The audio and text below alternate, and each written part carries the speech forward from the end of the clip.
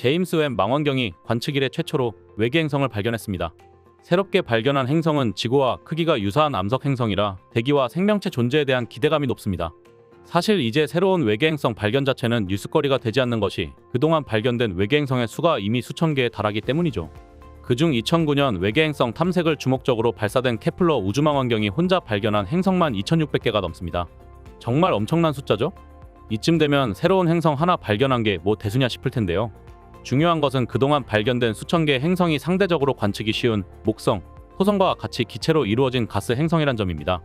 앞서 수천 개의 행성을 발견했다고 한 케플러 우주망원경도 지구형 행성은 단 10개밖에 찾지 못했어요. 케플러 우주망원경이 2018년 은퇴할 때까지 10년간 활동했으니 지구형 행성이란 것이 1년에 겨우 하나 발견할까 말까 하는 희귀종이었던 거죠. 이번에 발견한 행성의 이름은 LHS-475b라 불리게 되었고요. LHS-475는 속해 있는 항성의 이름이고요. 그 주변을 도는 B번째 행성이란 뜻입니다. 행성의 이름은 항성 이름에다가 알파벳 B, C, D 등을 거리가 가까운 순서대로 붙여 부르고 있어요. 과학자들은 특히 이번 발견의 방법과 과정에 특히 더 열광하고 있는데요.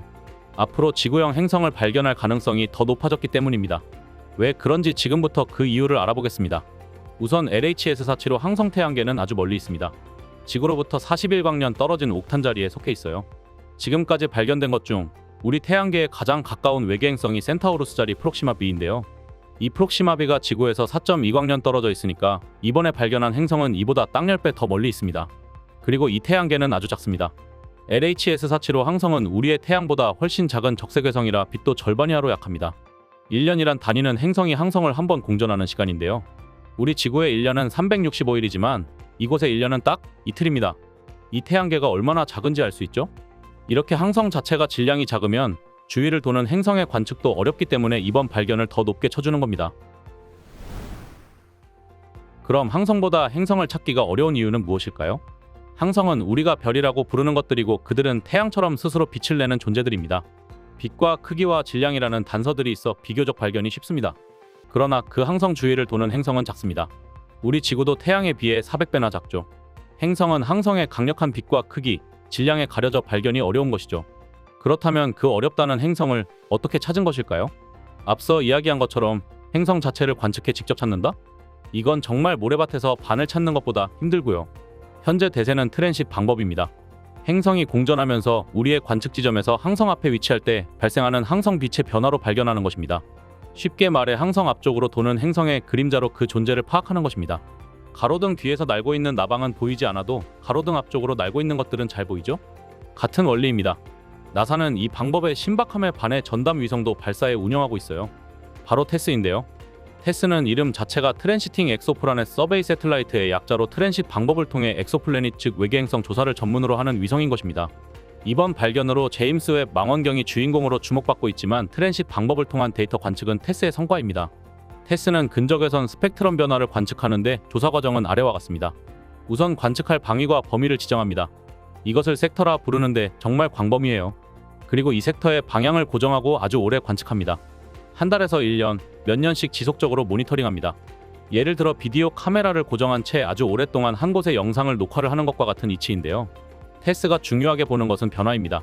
장기적인 데이터 축적을 통해 그 사이의 변화에 주목합니다. 이 데이터를 살피면 항성 앞을 가로지르는 행성으로 인해 발생하는 항성 밝기의 변화가 잡히는데 이 방법으로 행성을 찾는 것이죠. 수집하는 데이터량이 워낙 방대해서 분석에는 컴퓨터의 도움이 필요한데 최근에는 인공지능 머신러닝의 발전을 통해 더 빛을 발하고 있습니다.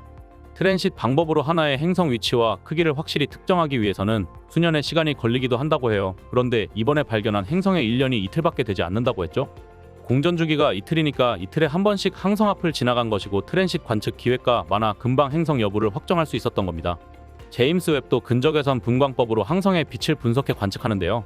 근적외선 분광법은 적외선 중에서 가시광선에 가장 가까운 스펙트럼을 분석합니다. 근적외선 분광법은 처음에는 농산물 원산지 확인, 지질학의 광물 물질 분석 등에 사용되었어요. 그런데 이것이 천문학에 도입된 것은 획기적입니다. 외계의 별처럼 분석 대상이 수십 광년이 떨어져 있어도 그 빛만 관측할 수 있으면 물질 성분을 알 수 있다는 것. 정말 놀랍지 않나요? 행성에 찾아가서 곡괭이로 땅을 파보지 않아도 행성 광물 성분을 알 수 있다는 겁니다. 이건 혁신인 거죠. 이로써 한 항성이 행성을 갖고 있는지, 그리고 있다면 그 행성이 목성 같은 기체 행성인지, 지구와 같은 암석 행성인지도 그 성분을 적외선 스펙트럼 분석으로 알게 되는 것이죠. 이 근적외선 스펙트럼 분석은 분자진동 운동을 관측하는 것으로 그 형태가 복잡하기 때문에 컴퓨터 성능의 발달에도 크게 힘입었습니다.